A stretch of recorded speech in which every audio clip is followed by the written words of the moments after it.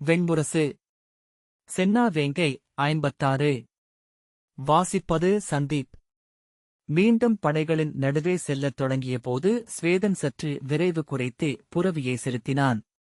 வஜ்ரகுண்டலன் அவர்களை நோக்கியபடி சற்று விலகி வந்தான்.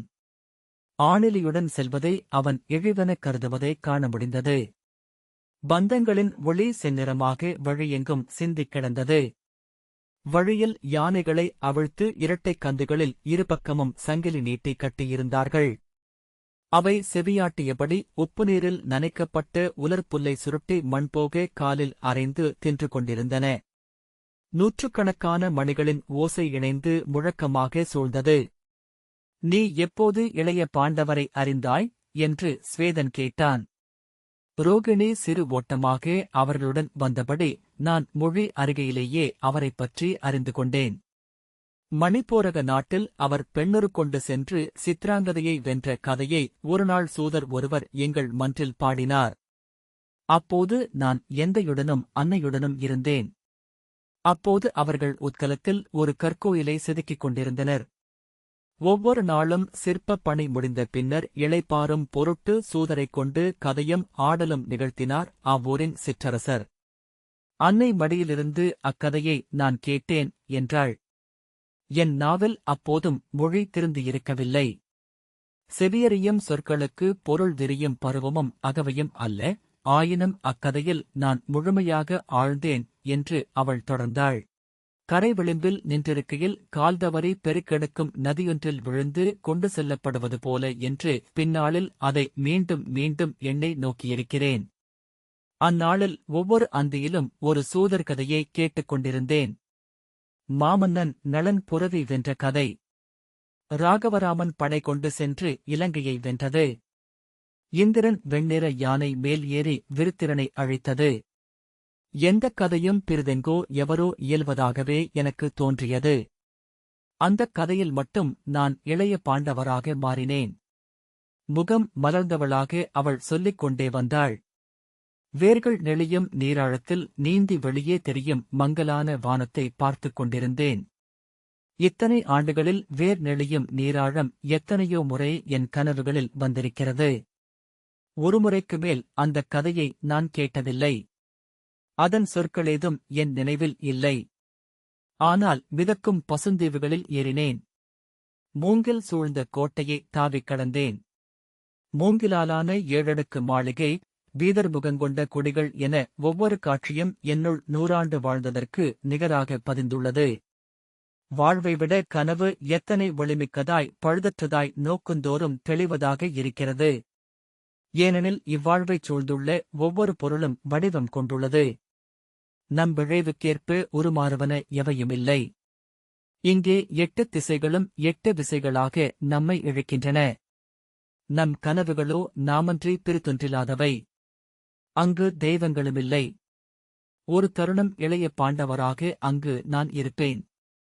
பிறிதொரு தருணம் சித்ராங்கதையாக அவர்மேல் பெருங்காதல் கொள்வேன். அரிதாக அவர்களுக்கு குற்றவல் செய்யும் சிறுமியாக இருந்தேன் என்றாள் ரோகிணி. ஸ்வேதன், அப்போதே உன்னை சிறுமி என்றுதான் எண்ணினாயா என்றான். அவள் திரும்பிப் பார்த்து, நான் என்னை எண்ணும்போதெல்லாம் சிறுமியாகவே உணர்ந்தேன் என்றாள். அக்கதையை உன்னிலிருந்து சென்று தொட்டது எதுவென்று உணர்வதொன்றும் கடினமானதல்ல என்றான் ஸ்வேதன். ரோகிணி, ஆம், நீங்கள் சொல்வது என்ன என்று எனக்கு புரிகிறது. நான் ஆணிலியானதால் அக்கதைக்குள் சென்றேனா அன்றி அக்கதை என்னை ஆணிலியாக வார்த்தெடுத்ததா என்று நானும் எண்ணியதுண்டு என்றாள். பின்னர் பிருகநிலையாக விராடபுரிக்குச் சென்ற கதையைக் கேட்டேன். அப்போது பெற்றோரை விட்டு ஆணிலிகளுடன் சேர்ந்து பெண்ணொரு கொண்டு ஊர்கள் தோறும் அலையத் தொடங்கிவிட்டிருந்தேன். பிறந்த குழந்தைகளை கைதொட்டு வாழ்த்தினேன். புத்தில்லங்களில் முதலில் நுழைந்தேன். இந்திரனுக்கு பூசனை நிகழும் இடங்களில் முதல் மலர் கொண்டும் செழிக்கா வயல்களில் இடக்கால் வைத்து சீற்றம் கொள்ளச் செய்தும் பாரத வருஷத்தின் நாடுகளெங்கும் அலைந்து திரிந்து கொண்டிருந்தேன். விராடபுரியின் பிருகநிலையின் கதையைக் கேட்டு கேட்டு பெருக்கிக் கொண்டேன். ஒருமுறை அக்கதையைக் கேட்டுக் கொண்டிருந்த போதுதான் என்னை அவரால் புரிந்து கொள்ள முடியும் என்று தோன்றியது. அந்தக் கணத்தை நினைவுறுகிறேன். சூதன் அதை பாடிக்கொண்டிருந்தான். எனக்கு மிக அருகே அவர் நின்றிருப்பதாக உணர்ந்தேன். திரும்பி நோக்கினால் அவ்வுணர்வை இழந்துவிடக்கூடும் என அஞ்சி அவ்வாறே அமர்ந்திருந்தேன். அன்று முதல் அவரை சென்று சேர விழைவு கொண்டேன். என்றேனும் ஒரு நாள் அவரை நான் பார்ப்பேன் என்று என் அகம் உறுதி கொண்டிருந்தது. காண்கையில் அவரிடம் எனக்கு சொல்வதற்கு ஒன்றே இருக்கிறது. என் இறையே, என்னை ஆட்கொள்க. தாங்களன்றி பிறர் என்னை அறிய இயலாது. அது ஒன்றே. அச்சொல்லுக்கு அப்பால் இப்புவியில் எவரிடமும் எனக்கு சொல்வதற்கு ஏதும் இல்லை. ரோகிணி பேசிக்கொண்டே சென்று சொல்முடிந்து வெறுமையை சென்றடைந்தாள். பின்னர் நெடுநேரம் தலை குனிந்து நடந்து வந்தாள். அடுமனைகளில் பொருட்களிலிருந்து உணவு எழத் தொடங்கியது. கல்லில் தெய்வம் எழுவது போல என்று அதை சங்கன் சொல்வதுண்டு. அவன் புன்னகைத்தான்.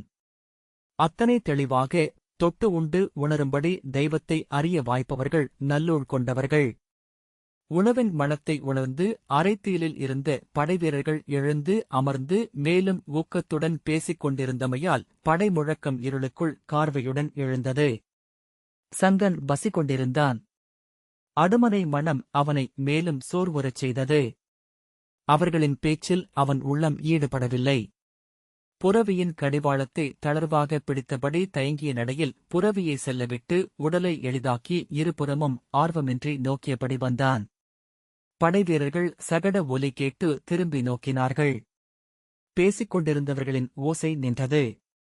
அது விளக்கு வண்டிகள் எனத் தெரிந்ததும் தொடர்ந்தனர்.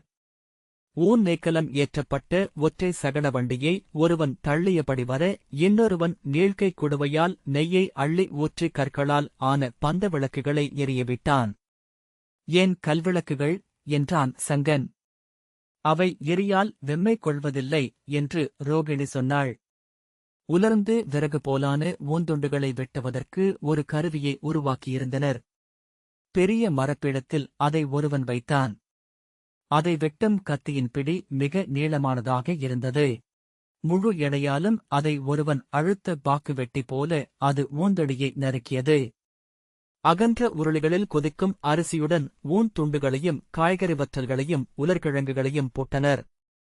அவை வெந்து எழ இருபுறமும் நின்றபடி துடுப்பிட்டு படகோட்டுபவர்கள் போல கிளறினர். ஊன் சோற்றின் மணம் இனிதாக இருந்தது. களத்திலன்றி வேறெங்கும் அது அத்தனை மணமும் சுவையும் கொண்டிருக்க வாய்ப்பில்லை. நினைவில் மேலும் சுவை கொள்ளக்கூடும். முதுமையில் நினைவெழுந்தால் அமுதெனவே தோன்றும் போலும். உருளிகளை கயிறிட்டு தூக்கி மெல்ல சரித்து ஊன் சோற்றை பாய்விரிக்கப்பட்ட பீடவண்டியில் கொட்டினர். அதை தள்ளிக்கொண்டு சென்று அங்கிருந்த சோற்றுமலை மேல் கொட்டிக் குவித்தனர். பந்த வெளிச்சத்தில் ஆவி தழலென சுழன்றசைந்தது. 18 மடைப்பணியாளர் நீண்ட மூங்கில் கழியில் பாதியாக வெட்டிய கொப்பரை பொருத்தப்பட்ட அகப்பையால் சோற்றுமலையில் அள்ளி அப்பாலிருந்த அகன்ற பீடத்தில் அடித்தனர். அங்கே சோற்றுருளை உருவாகியது. அதன்மேல் இலை கொட்டிச் செய்யப்பட்ட தொன்னையை வைத்து அழுத்தி எடுத்து அப்பால் அடுக்கினர். காயல் தோல் போல சோற்றுடன் இலை ஒட்டிக்கொண்டது. 2 நாட்களுக்குப் பின் அந்த இலையின் மணம் சோற்றை மேலும் இனிதாக்கிவிட்டது என்று ரோகிணி சொன்னாள். அவள் தன் உளஒழுக்கில் இருந்து மீண்டுவிட்டாள் என்று தெரிந்தது. உலருணவு சில நாட்களில் சலித்துவிடும் என நான் எண்ணினேன். ஆனால் சுவை மிகுந்தே வருகிறது. வறுத்த கோதுமையும் துருவிய இன்கிழங்கும் உலர் மீன்பொடியுடன் ஊன் கொழுப்பு சேர்த்து உருட்டி எடுப்பது. உண்ண பெருகும் உணவு அது.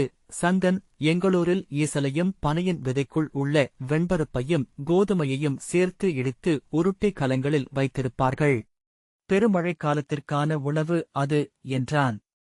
ரோகிணி மழையுடன் போரிடுகிறீர்கள் என்றாள். போரின் போது இனிப்பு உண்பதில்லையா? வெல்லம் கொண்டு வரப்படவே இல்லை என்று தோன்றுகிறது என்றாள் ரோகிணி. போரில் இனிப்பு உண்ணலாகாதென்று நூல்கள் சொல்கின்றன என்றான் ஸ்வேதன். ஏன் என்று அவள் கேட்டாள். தெரியவில்லை என்றபின் அவன் நினைவு கூர்ந்து போருக்கெழும் படைகளில் தவிர்க்க வேண்டியவற்றின் நிறையை சொல்கிறது யுத்த வித்யா தரங்கிணி. அதில் பெண்டிர், குழந்தைகள், வீட்டு விலங்குகள், மலர்கள், பொன்னணிகள், அருமணிகள், பட்டாடைகள், நறுமணப் பொருட்கள், பஞ்சுச் சேக்கைகள், சாமரம், விசிறி, நீராட்டு எண்ணெய்கள், இசைக்கருவிகள், ஆடி, வாய்மணம் ஆகியவற்றுடன் 16 இன்பங்களில் ஒன்றாகவே இனிப்பும் சொல்லப்பட்டுள்ளது என்றான். அவள் சிரித்து, இன்பங்களும் நுகர்வுகளும் முற்றாக மறுக்கப்பட்டுள்ளன என்றாள். ஆம், படைவீரனை போர்த்துறவி என்று சொல்லும் வழக்கம் உண்டு. அவன் அணியும் ஆணையையும் துவராடை என்பார்கள் என்றான். அவர்கள் வீடு பேரை நோக்கி செல்கிறார்கள் என்று சொல்லி அவள் மீண்டும் நகைத்தாள். ஸ்வேதன், அவர்கள் தங்கள் துணைவியரையும் மைந்தரையும் எண்ணி துயருகிறார்களா என்றான். இல்லை, துயருற்றால் கூட அதை சொல்ல மாட்டார்கள் என்றாள். ஆம், படைமுகம் கொண்டு கிளம்பிவிட்டால் ஒருமுறை கூட திரும்பி நோக்கலாகாது என்று நெறியுள்ளது. திரும்பி நோக்குபவனை பிடித்துக் கொள்வதற்காக 108 இருள் தெய்வங்கள் காத்து நின்றிருக்கின்றன என்கின்றன நூல்கள். அவை என்ன செய்யும் என்று அவள் கேட்டாள். அவை 100,000 மாயத் தோற்றங்கள் கொள்ளும். அன்னை என்றும் மனைவி என்றும் மைந்தர் என்றும் வந்து நின்று விழிநீர் வடிக்கும். விட்டுச் சென்ற கடமைகளும் எஞ்சும் வஞ்சங்களும் ஏதாத விழைவுகளும் சலிக்காத இன்பங்களுமாக பெருகிச் சூழும். சொற்களின் பொருளனைத்தையும் திரிபடையச் செய்யும். நாடும் குலமும் கொடியும் நெறியும் கடமையும் பிரிதொன்றென தோன்றச் செய்யும். விட்டு வந்த ஒவ்வொன்றையும் கணந்தோறும் பெருக்கும். அத்தெய்வங்களால் சூழப்பட்டுவிட்ட படைவீரன் அஞ்சுவான், ஐயுறுவான், தனிமை கொள்வான், நம்பிக்கை இழப்பான், வெறுமையில் உளந்திளைப்பான். பின்னோக்கியமையால் தெய்வங்களால் பற்றப்பட்டு பித்தரானவர்கள் எப்போதும் படைகளில் இருப்பார்கள். கூச்சலிட்டு வெறிகொள்பவர்களும் நெஞ்சிலறைந்து அழுதபடி திரும்பி ஓடுபவர்களும் உண்டு. உளமுடைந்து அழுபவர்களும் சொல்லவிந்து ஆழ்ந்த அமைதிக்கு சென்று விடுபவர்களும் உண்டு. எப்படையிலும் 1000 திரும்பி நோக்காமலிருக்க மாட்டார் என்கிறார்கள் என்றான் ஸ்வேதன். ரோகிணி, அவர்கள் திரும்பி நோக்காமலிருக்கலாம். ஆனால் ஓட்டைக் கலம் ஒழுகுவது போல வழியெங்கும் அவர்கள் தங்களை உதிர்த்தபடிதான் செல்கிறார்கள் என்றாள். ஸ்வேதன், எப்படி சொல்கிறாய் என்றான். ரோகிணி, ஐயமிருந்தால் பின்னிரவில் எழுந்து படைகளை பாருங்கள். வழிநடந்த களைப்பாலும் அந்தியில் அருந்திய மதுவாலும் அவர்கள் விரைவிலேயே துயின்று விடுவார்கள். உடல் களைப்பை இழந்ததும் உள்ளம் விழித்துக் கொள்ளும். பின்னிரவில் நான் அவர்களின் நீள்மூச்சுக்களை கேட்பதுண்டு. துயிலின்றி புரண்டு புரண்டு படுப்பார்கள் என்றாள். ஸ்வேதன், ஆம், அதை என்னால் புரிந்து கொள்ள முடிகிறது என்றான். சங்கன், இன்னும் நெடுந்தொலைவா மூத்தவரே என்றான்.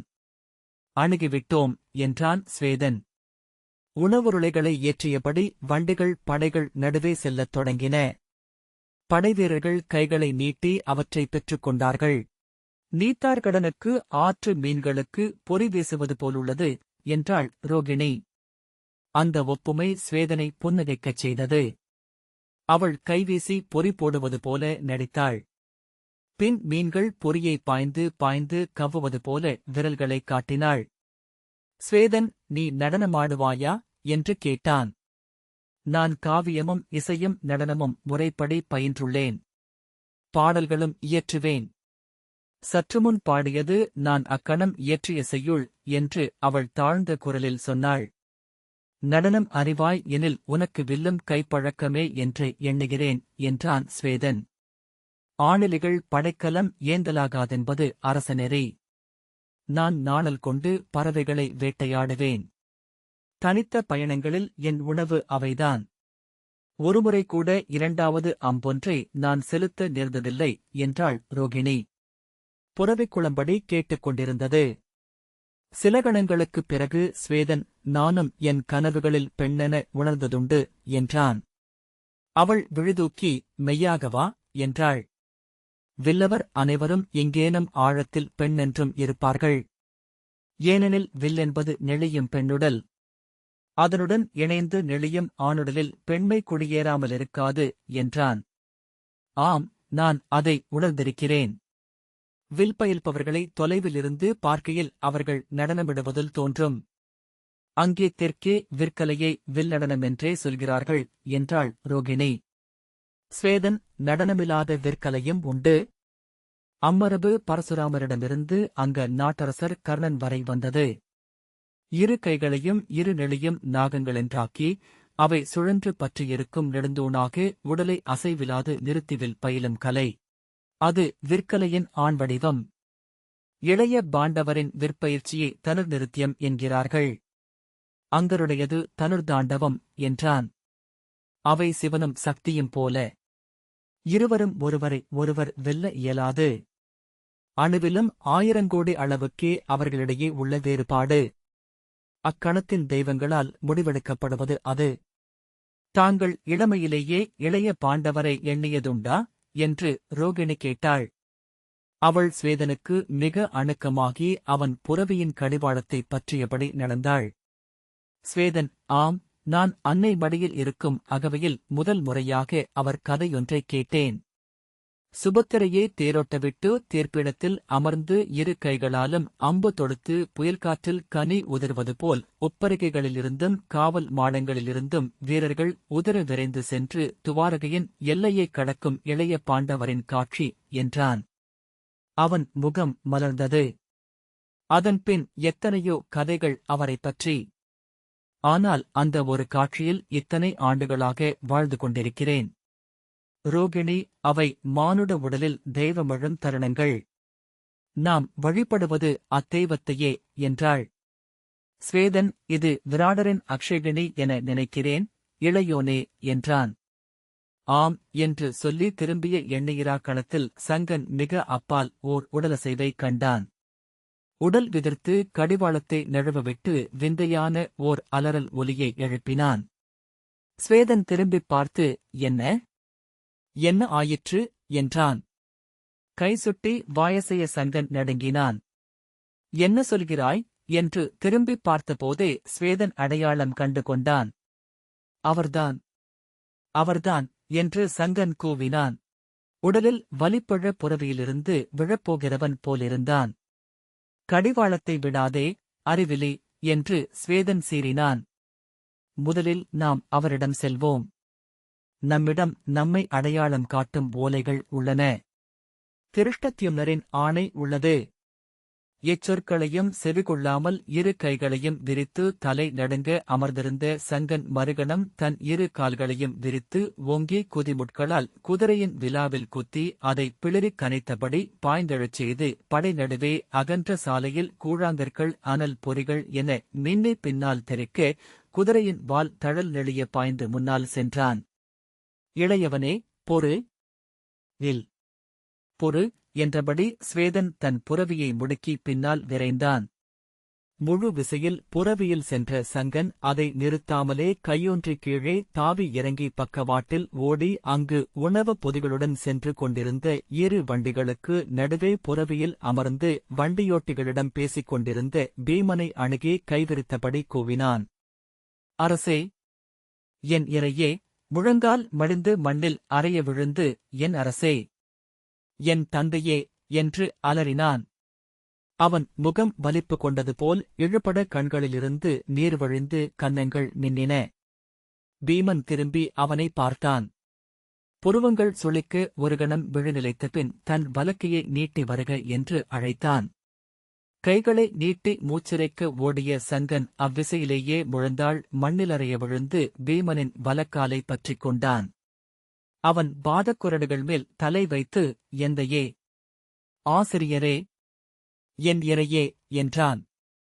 பீமன் குனிந்து அவன் தோளைப் பற்றி தூக்கினான். ஓங்கி படீரென அவன் தோளை அறைந்தான். சங்கன் தன் எடைமிக்க உடலால் அந்த அறையை வாங்கிக் கொண்டு சற்றே அசைந்தான். பசித்திருக்கிறாய் என்ற பீமன் திரும்பி, சுமூர்த்தரே, அந்த ஊந்துண்டை எடும் என்றான். உலர்ந்து சுருங்கி கருமை கொண்டிருந்த ஆட்டுக்காலை எடுத்து நீட்டிய சுமூர்த்தர், சுடா இறைச்சி என்றார். கதிரவனால் சுடப்பட்டது என்றபடி அதை வாங்கிய பீமன் சங்கனிடம் அதை நீட்டி உண்க என்றான். சங்கன் அதை இரு கைகளாலும் வாங்கிக் கொண்டான். அதன் ஒரு பகுதியை பீத்து சங்கனுக்கு பீமன் ஊட்டினான். இதை உண்டிருக்க மாட்டாய். நம்மைப் போன்றவர் வயிறுகளில்தான் இது எரியும் என்றான். சங்கன் மென்றபடி நன்று என்றான். இன்னொரு துண்டை கிழித்து தன் வாயில் இட்டபடி கொழுப்பில் வெந்த ஓன். கதிரவனுக்கு நிகரான அடுமனையாளன் வேறில்லை என்றான். அவர்கள் மெல்லும் ஒலி மட்டும் கேட்டுக் கொண்டிருந்தது. ஸ்வேதன் அருகணைந்து புரவியில் இருந்து இறங்கி நின்றான். அடுமனையாளர்கள் தங்கள் பணிகளை தொடர்ந்தனர். இன்னும் ஒன்று என்றான் பீமன். ஆம் என்று சங்கன் சொன்னான். இன்கனிகளை சமைத்து அடுமனையாளன் வாட்டிய ஊன். பீமன் ஆ, இனிய சொல். நீ சொல்பயின்றுள்ளாய் என்று நகைத்தான். மீண்டும் 2 ஆட்டுக்கால்களை அடுமறையாளர் எடுத்து அளிக்க அவர்கள் உண்டனர். நான் சற்று முன்னர்தான் உண்டேன். ஆனால் பிறர் உண்ண என்னால் பார்த்திருக்கவியலாது என்றான் பீமன். சங்கன் பிறர் உண்ணும் ஒலி இனிது. நாம் உண்ணும் ஒலி அளவுக்கே என்றான். பீமன் அவன் தோளில் அறைந்து சிரித்தான். ரோகிணி, இருவரும் நீண்ட காலமாக அறிந்தவர்கள் போலிருக்கிறார்கள் என்றாள். அறிந்தவர்கள்தான் என்றான் ஸ்வேதன். மேலும் 2 ஆட்டுத் தொடைகளை உண்டு முடிப்பது வரை அவர்களின் உலகில் எவரும் இருக்கவில்லை. ஏப்பத்துடன் எலும்பை அப்பால் வீசிய பீமன் கைகளை உரசித் துடைத்த பின் ஸ்வேதனை பார்த்தான். யார் இவன் என்றான். என் மூத்தவர் ஸ்வேதன் என்றான் சங்கன். உன் பெயர் என்ன என்று பீமன் வாயைத் துடைத்தபடி கேட்டான்.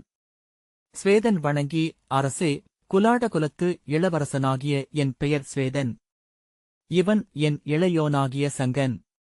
நாங்கள் என்று அவன் சொன்னதை நிறைவுறுத்தாமல் பீமன் சங்கனிடம், நன்று, நீ இந்த உணவுக் குவைகளை 7ஆகப் பகிர்ந்து அடுமனையாளர் 7வருக்கு அளித்துவிடு.